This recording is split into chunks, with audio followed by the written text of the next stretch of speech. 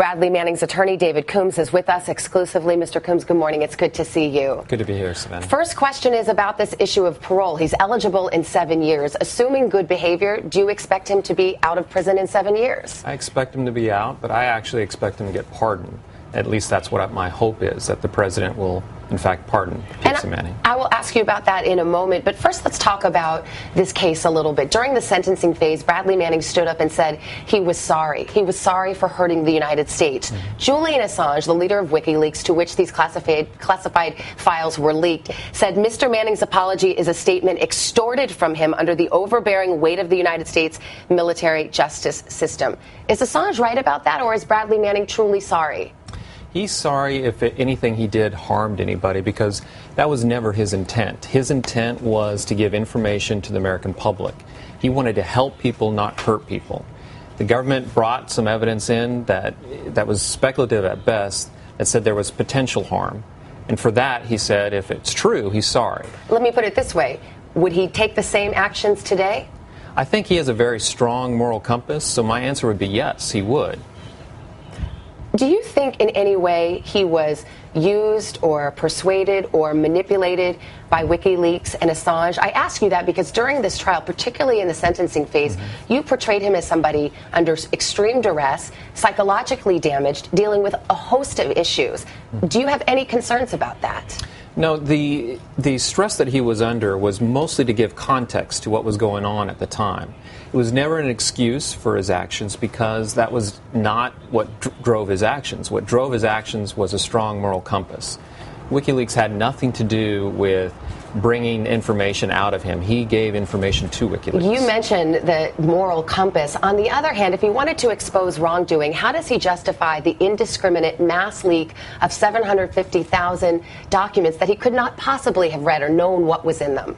Yeah, you look at one document, and it's basically by itself, and you would say, okay, he could read one document. He can't read 700,000 documents, but these documents are pretty much the same thing.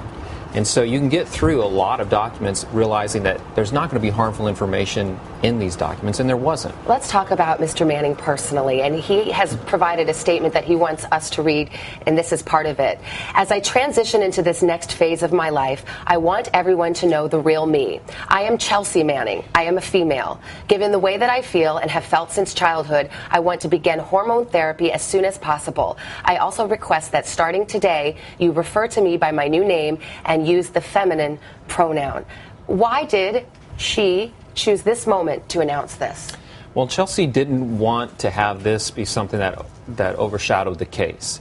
Wanted to wait until the case was done to move forward to the next stage of her life. She wants hormone therapy. Fort Leavenworth does not provide that. Are you going to sue to try to force the government to give her hormone therapy and perhaps a sex reassignment surgery? Well, I don't know about the sex reassignment surgery. That Chelsea hasn't indicated that would be her desire. But as far as the hormone therapy, yes, I'm hoping Fort Leavenworth would do the right thing and provide that. If Fort Leavenworth does not, then I'm going to do everything in my power to make sure that they are forced to do so. Is the ultimate goal here for him, to be in a female population, a female prison?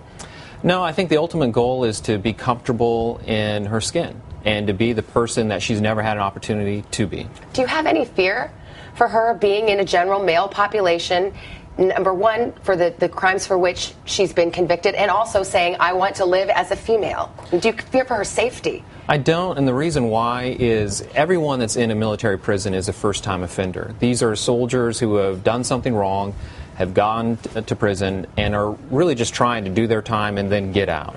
Is it the bottom line you don't think she wants sex reassignment surgery, or she doesn't think she'll be able to get it? I haven't really discussed that aspect of it with her. Really, it's more about getting the hormone therapy. So at this point, I don't know the answer to that. One of the defense psychiatrists at trial testified that Manning has narcissistic tendencies. And I wonder if there's anything to that, in the sense that she's announcing this in this very big public way. No, I think this is really trying to let people have the answer that they wanted.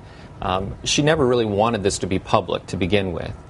When the information came out, you need to understand that she gave it to Adrian Lameau in a very private setting, in a one-on-one chat, never expecting this to be public. now that it is, unfortunately, you have to deal with it in a public manner. As she left the courtroom yesterday, some supporters shouted, "You are a hero." Does she consider herself a hero? She doesn't. She considers herself as somebody who did something that she felt morally obligated to do, and something that she felt that she had to do in order to live with what she saw. But no regrets. No regrets. David Coombs, thank you very much for being here. Savannah. Appreciate it.